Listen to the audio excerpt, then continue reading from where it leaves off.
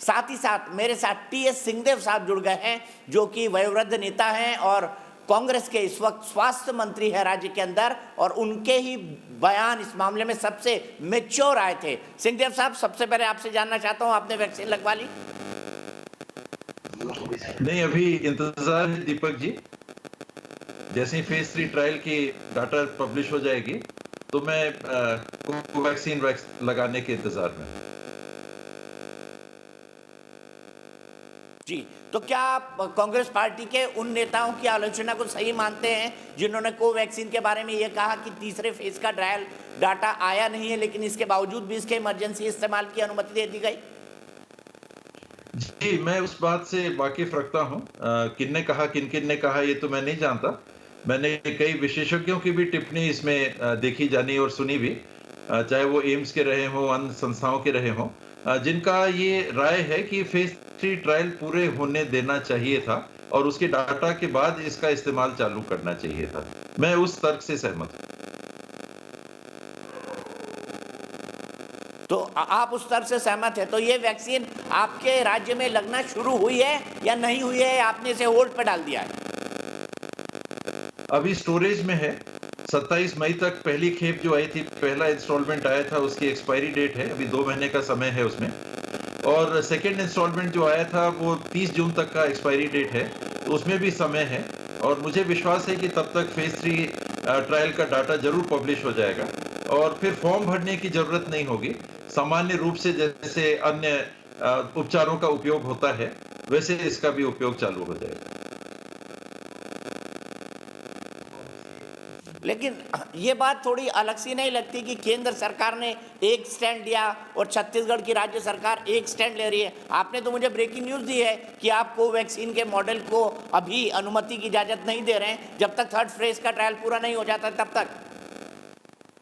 जी दीपक जी, ये पहले दिन से ही हम लोगों ने यही निर्णय किया था। 2 जनवरी को जब ये 2 वैक्सीन लॉन्च हुई थी, इमरजेंसी यूज ऑथराइजेशन के तहत सारी प्रक्रिया पूरे दुनिया में हो रही है और इमरजेंसी यूज ऑथराइजेशन के अंतर्गत एक और इमरजेंसी कि कोवैक्सीन को हम उस शर्त पे उपयोग के लिए दे रहे हैं कि जो लोग फॉर्म भरेंगे कि ये हम प्रयोग के हिस्सा होने को तैयार हैं, तो आप ये वैक्सीन लगा सकते हैं। मेरी राय शुरू से ये रही है कि ये काम वैक्सीन बनाने वाली कंपनी का होना चाहिए, सरकार का नहीं। सरकार का काम ये देखने का है कि वैक्सीन की प्रामाणिकता क्या है। हम अगर रेफरी या अंपायर हैं तो हमको खेल का हिस्सा नहीं होना चाहिए।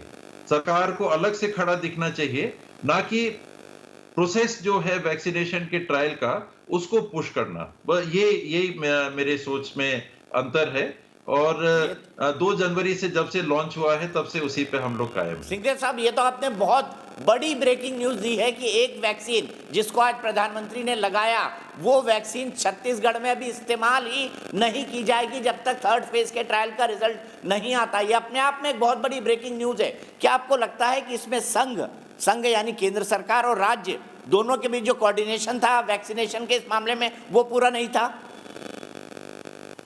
इसमें शुरू से हम लोगों ने अपनी राय व्यक्त की थी कि हमको कोविशील्ड ही भेजी जाए या कोई भी ऐसी वैक्सीन जिसके फेज 3 ट्रायल के बाद अनुमति मिल गई है, हम लोग उसको इस्तेमाल करना चाहेंगे। सरकार की तरफ से लोगों को किसी ट्रायल का हिस्सा बना के उसको यूज करना, ये नैतिक प्रतीत नहीं हुआ था और प्रक्रिया को तोड़ने जैसा मेरे को लगता है। तो सरकार की तरफ से जो काम हो वो मान्य प्रक्रियाओं के तहत होना चाहिए। अगर ये दृष्टांत बना तो क्या अगली वैक्सीन भी बिना फेज 3 ट्रायल के हम अनुमति दे देंगे? कई वैक्सीन हैं जो बन रही हैं अभी, क्या उनको अनुमति दे देंगे? अभी अमेरिका ने जॉनसन एंड जॉनसन को सिंगल डोज वैक्सीन को अप्रूव कर दिया, तो क्या हम उसको अलाउ यहां करेंगे? कोई भी दूसरी वैक्सीन जो अभी फेज 3 ट्रायल पूरा नहीं की है, क्या हम उनको अनुमति दे देंगे? तो मेरे को लगता है ऐसा नहीं होना चाहिए। और वैक्सीन की कमी हो, ऐसी मारामारी हो कि वैक्सीन ही नहीं है, कोई दूसरा विकल्प नहीं है, तो हम मजबूरन हम इसको यूज करें, वो भी ऐसी स्थिति नहीं है। पर्याप्त संख्या में फेज 3 ट्रायल की हुई वैक्सीन उपलब्ध है। आपने कहा फेज 3 ट्रायल, आपके अनुमान के मुताबिक ये फेज 3 ट्रायल कब खत्म हो जाएगा और कब बिना पर्चा लिखे या सिर्फ रजिस्ट्रेशन करके इंजेक्शन लगना शुरू हो जाएंगे वैक्सीनेशन के लिए? मुझे आश्चर्य है अभी तक क्यों नहीं हुआ, क्योंकि फेज 3 ट्रायल के लिए हम लोग को बताया गया था कि करीब 28,300 लोगों को पे फेज 3 ट्रायल करना था और उस समय तक 24,800 के आसपास हो चुके थे जब ये अनाउंस हुआ था। तो मात्र 2-3 हजार लोग तो बचे थे जिन पे फेज 3 ट्रायल होना था। उससे कई गुना ज्यादा लोगों ने शायद कोवैक्सीन लगा ली होगी। माननीय प्रधानमंत्री जी ने आज लगाई, उसके पहले तो वो सारा डाटा कोलेट करके और उस पे फिर हमको निर्णय ले लेना चाहिए, उसको पेंडिंग नहीं रखना चाहिए। 42 दिन की बात जरूर हो सकती है कि आपने लगाया उसके 42 ठीक दिन, कहा आपने। लेकिन अब तो सेकेंड शॉट हो चुके हैं, कई लोगों ने सेकेंड शॉट ले लिए। कई लोगों ने सेकंड शॉट ले लिए। मैं आपसे जानना चाहता हूं इस संबंध में आपका केंद्र सरकार से कोई पत्र व्यवहार हुआ हो, आपने हर्षवर्धन जी को लिखा हो या आपने माननीय प्रधानमंत्री जी को लिखा हो? प्रधानमंत्री जी को तो नहीं, मैंने आदरणीय हर्षवर्धन जी को पत्र लिखा था और मैं विवादों से बचना चाहता हूं और मैं कभी भी खास करके कोरोना जैसी महामारी में कोई भी पार्टी की बात हो इससे एकदम दूर रहना चाहता हूं। मैं नहीं विश्वास करता कि ये कोई दलगत मामला है। विचार अलग-अलग हो सकते हैं, लेकिन ये राजनीति का मुद्दा कभी भी नहीं बन सकता, ना कभी भी किसी को बनाना चाहिए। तो मैं जिनका काफी बहुत आदर करता हूं हर्षवर्धन जी का, उनको मैंने पत्र लिखा था कि छत्तीसगढ़ को स्टोरेज की समस्या ना आ जाए, कि हम वैक्सीन आती जाएगी, कोवैक्सीन हम उसको स्टोर करेंगे जब तक फेज 3 ट्रायल नहीं आ रहा है, तब तक हमको कोविशील्ड दी जाए। अभी तक कोविशील्ड आ रही है और मेरा तो आग्रह आपके माध्यम से भी यही रहेगा, एक जल्द से जल्द फेज 3 ट्रायल के पूरे डिटेल्स पब्लिश हो जाएं ताकि ये बात खत्म हो, और दूसरा तब तक के लिए कोविशील्ड पर्याप्त मात्रा में उपलब्ध है ऐसा हम लोगों को विश्वास दिलाया गया है, तो कोविशील्ड का उपयोग तब तक छत्तीसगढ़ में होता रहे।